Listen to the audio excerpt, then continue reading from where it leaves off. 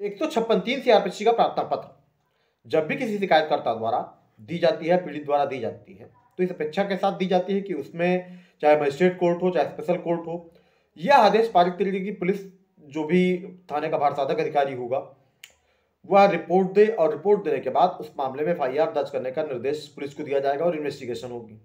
लेकिन अक्सर होता क्या है कि 156 सीआरपीसी में प्रार्थना पत्र दिया गया, लेकिन प्रार्थना पत्र जब मजिस्ट्रेट के पास या स्पेशल कोर्ट में जो भी पीठासीन अधिकारी है उसके समक्ष लाया जाता है, तो वह उस मामले में सीधे सीधे 190 सीआरपीसी के अंतर्गत कंप्लेंट यानी परिवाद के रूप में पंजीकृत करने का आदेश कर देते हैं। तो क्या 190 सीआरपीसी में अगर मान लीजिए कोई भी मैटर परिवाद के रूप में पंजीकृत हो गया, तो जाहिर सी बात है जो 156 सीआरपीसी का प्रार्थना पत्र दिया गया था वह लिखित शिकायत थी। तो क्या लिखित शिकायत प्राप्त होने के बाद भी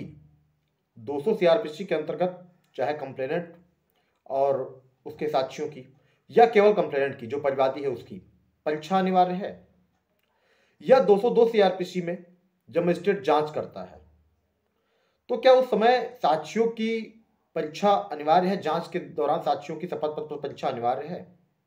या 200 सीआरपीसी में ही परीक्षा की जा सकती है कंप्लेनेंट की भी और उसके साक्षियों की भी? तो फ्रेंड्स, जो प्रक्रिया है जो सीआरपीसी में है वो ये है कि 200 सीआरपीसी के अंतर्गत मान लीजिए जब कंप्लेनेंट उपस्थित है न्यायालय में तो उसकी शपथ पत्र परीक्षा की जाएगी। अगर उसका कोई साक्षी उपलब्ध है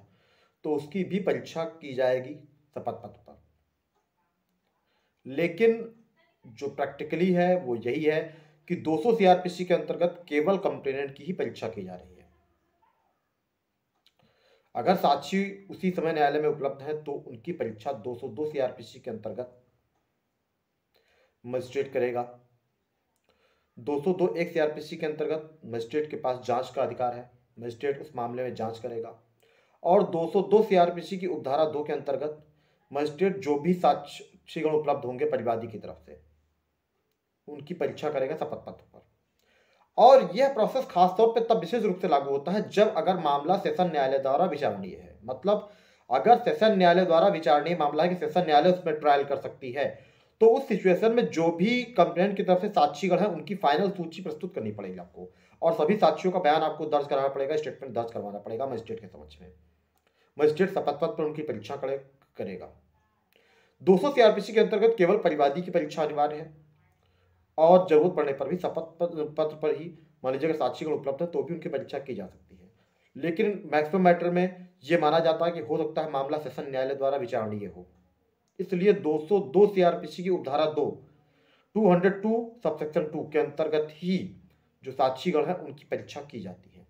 इसलिए कि अगर मान लीजिए मामला सेशन न्यायालय को सुपुर्द किया जाना है तो साक्षियों की सूची फाइनल हो, उनका शपथ पत्र पर परीक्षण हो चुका हो, और अगर उसमें अपराध बन रहा है तो सीधे से सेशन न्यायालय को मामला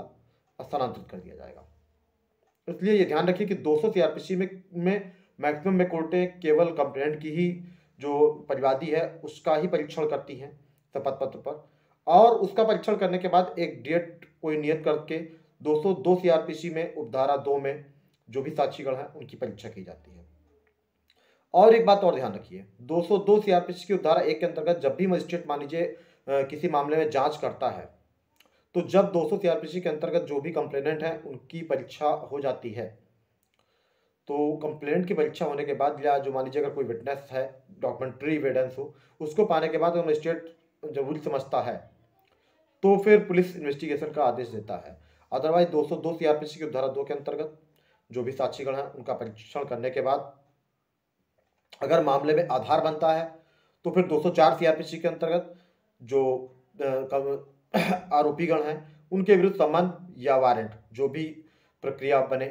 उसको जारी की जाएगी। और अगर मान लीजिए मैक्सिमम मैटर तो यही होता है कि वारंट का भी मामला अगर बन रहा हो तो भी मजिस्ट्रेट सम्मन ही इशू करता है, स्पेशल कोर्ट सम्मन इशू करती है, सीधे वारंट इशू नहीं करती है। लेकिन अगर मान लीजिए कोई मामला नहीं बन रहा है तो 203 सीआरपीसी के अंतर्गत आपका जो परिवाद है वो खारिज भी कर दिया जाएगा। तो फ्रेंड्स, ये ध्यान रखिए कि 190 सीआरपीसी के अंतर्गत कंप्लेंट के रूप में जब भी मामला जिक्र कर लिया जाएगा, 200 सीआरपीसी में जो भी परिवादी है उसकी परीक्षा की जाएगी शपथ पत्र पर, और उस पर परिवादी के हस्ताक्षर या अंगूठे का निशान लिया जाएगा और मजिस्ट्रेट भी उस पर हस्ताक्षर करेगा। अगर आपके साक्षीगण वैसे मौजूद हैं तो भी उनका परीक्षण 202 सीआरपीसी की उपधारा 2 के अंतर्गत ही किया जाएगा, ना कि 200 सीआरपीसी के अंतर्गत, क्योंकि ये माना जाता है कि मामला हो सकता है सेशन न्यायालय द्वारा विचारणीय हो। तो फ्रेंड्स, आपको अगर ऐसे जेन्युइन लीगल कंटेंट देखने हो तो वीडियो को लाइक करें, चैनल को सब्सक्राइब करें, ताकि आगे भी आपको ऐसे वीडियो देखने को मिलते रहें। Thank you.